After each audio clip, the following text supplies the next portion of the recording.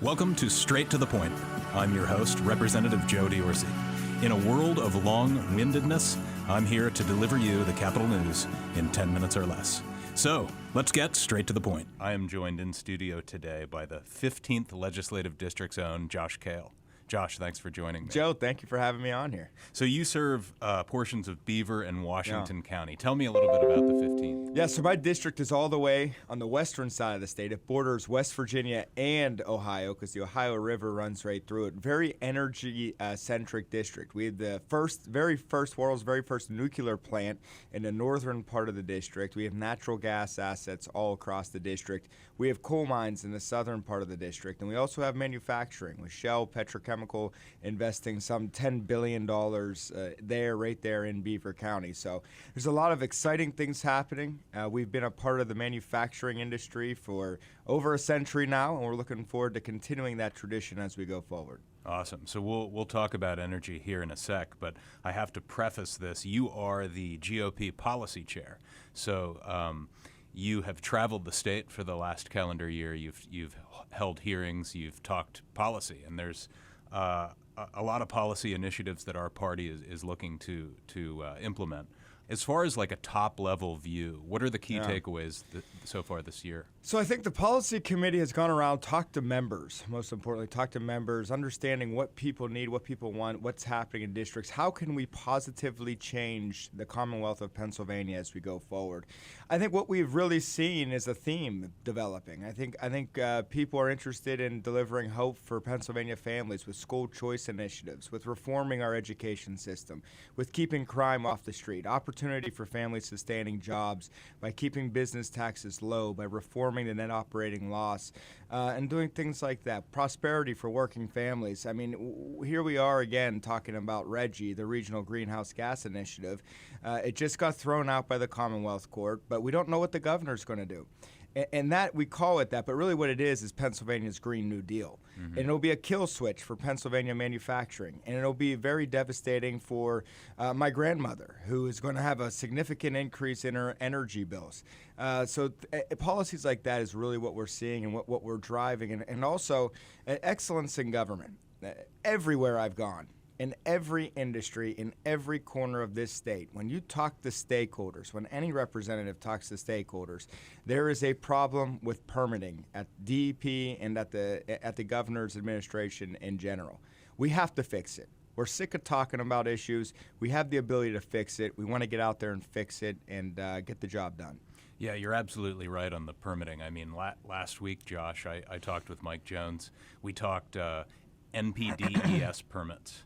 And I've talked with developers and construction folks in my district. It's disgraceful. Yeah, in York County specifically, but it's widespread across the state, of developers from Maryland who will never come back. And Maryland is not a great business-friendly state. Right. And I think the important thing that we have to really appreciate is sometimes we get bogged down in the Harrisburg back and forth, and it just seems like we're stuck in the mud.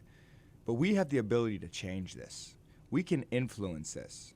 We can actually have a positive impact on this Commonwealth going forward so that our kids, their generation, can have a better life and stay here in Pennsylvania. What we do matters, and we just got to be very focused on making sure we can deliver on it. Yeah, so we have a governor, and I'll quote him here, who's competitive as hell. Mm-hmm. And who wants our state to be open for business. Yeah. Those are verbatim quotes. Yeah, and I'm suspect of anybody that has to keep repeating that he's competitive as hell. I never heard Michael Jordan tell anyone that. I mean, Michael Jordan just was, and everyone knew he was because he won and he went out there and delivered. So there's that. I have real concerns with what's happened in the first 9 months with the administration, to be frank. I think there was some really positive things coming out of the campaign. There were some things that he talked about that I think a lot of people could have gotten behind, whether it's CNI tax, expediting the CNI tax cuts, school choice. He even talked about permitting reform. But it's all talk at this point. There's been no delivery at all. All show, no work. And it's been a disappointing process up to this point. Now, it is only the first 10 months, and there's still time. A big question can be answered here in the next couple of weeks. I believe December 2nd is the date where it's the last day for him to appeal this RGGI ruling, which is the Pennsylvania's Green New Deal that the last administration got us into, that the Commonwealth Court threw out. The question is he going to appeal it to the state Supreme Court and basically extend the life of it? He can make that decision now. Come out, make a decision, tell everybody that he's not going to do that. He said in the campaign that now is not the time for it, but now he's in office, what's he actually going to do? And the fact that we still have a question mark around that just goes to show you where we're at with this governor.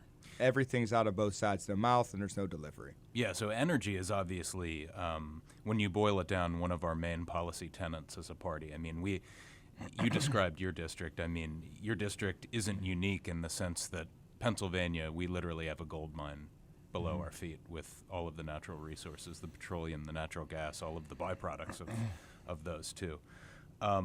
Can you break down why RGGI for the listener? Why, from a financial standpoint, that's a raw deal for Pennsylvanians? Very, very simply put, it'll increase your electricity bill by 30%. So it'll increase your electricity bill by 30%. It'll force us to shut down power plants in Pennsylvania. Ohio and West Virginia have already built new power plants that they're planning on putting online and then selling us power. So right now, Pennsylvania is a net exporter of energy. We're one of the largest energy producers in the state as far as generation goes, and as far as natural gas extraction goes. That won't be happening anymore because of the regulations that the governor will be putting on our energy generation. Now, I think it's important to take a step back and look at this from even a bigger perspective. With the natural gas industry, there's a really, really strong opportunity for us to have a manufacturing boom, because one of the top costs, usually it's the number one cost, but sometimes it's the one or second cost, is energy.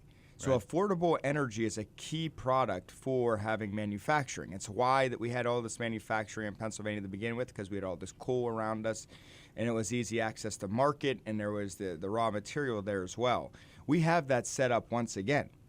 If we artificially inflate the price of energy, that manufacturing will not be coming to Pennsylvania. And that'll be a huge loss, not just for Pennsylvania. That'll be a huge loss for our nation, for our security. We want to be independent of places like China and India and Russia. We have to start doing things here again. We have the ability to do it here. We have the energy to do it here. We need to maximize our resources here in Pennsylvania. Yeah, that's a very good connection between manufacturing and energy. It's a symbiotic relationship. It is. So when energy costs go up, the goods that the manufacturing outfits produce go up. That's right. So lightning round here. Education is another big policy tenet. You and I have worked together on generally the topic of school choice. But there's all aspects of education policy that we want to get into and roll our sleeves up and reform. Higher education, you talk about return on investments from universities. You talk about free speech, which is something that has been close to me. And then just the cost of K through 12 education. We throw more money at it every year. The results don't seem to be there. School choice just seems to be where we should be headed. What are your takeaways? I think ultimately in education, from K through higher education, we have been for far too long just padding the status quo.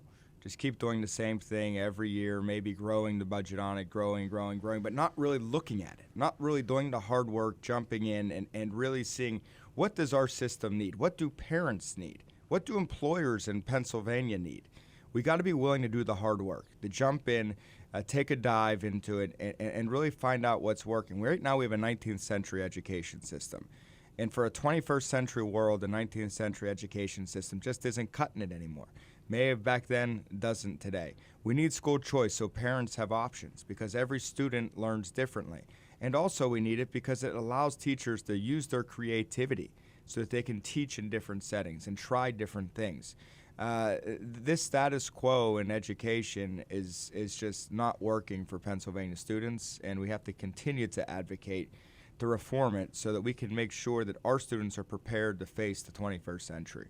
Yeah, couldn't agree more. Josh Kail from the 15th Legislative District, serving Beaver and Washington counties. Josh, thanks for joining me. Anytime, Joe.